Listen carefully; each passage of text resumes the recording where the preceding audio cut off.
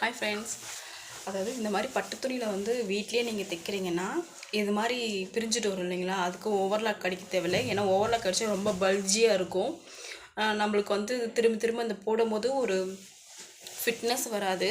அதுக்கு என்ன பண்ணலான்னா பாருங்கள், நெருப்பட்டி அண்ட் கேண்டில் உங்களுக்கு என்னன்னு தெரியும். நம்ம பிளாஸ்டிக் கவர்லலாம் நம்ம பண்ணுவோம் இல்லைங்களா, அதே மாதிரி தான் உங்களுக்கு பண்ணி காட்டுறேன். ஆல்ரெடி நான் கொஞ்சம் பண்ணி வச்சுருக்கேன்.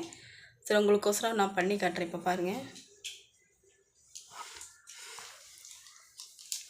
இது பாருங்கள், இந்த மாதிரி இருக்கா ஓவர்லாக்கு. இங்கே பாருங்கள், இந்த இடம்லாம் இப்படி பிரிஞ்சுட்டு வந்துடுச்சா, பிரிஞ்சுட்டு வந்தீங்களா.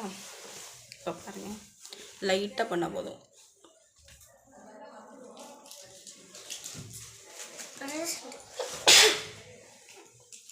பாருங்க, லைட்டாக பண்ணால் போதும். இங்கே பாருங்கள். ஹாய் ஃப்ரெண்ட்ஸ்,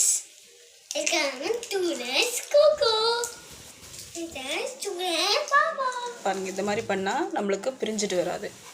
இது ஒரு சின்ன டிப்ஸ் தான், எனக்கு தெரிஞ்ச டிப்ஸு சொல்லியிருக்கேன், ஷேர் பண்ணியிருக்கேன். நீங்களும் இது மாதிரி ட்ரை பண்ணி பாருங்கள். ரொம்ப பண்ண வேண்டாம், சும்மா லைட்டாக அந்த ராஜஸ் மட்டும் நம்ம வந்து இந்த மாதிரி நெருப்பில் வந்து காட்டி இது பண்ணிட்டோம்னா நம்மளுக்கு அந்த ஓவர்லாக் பண்ண தேவையில்ல.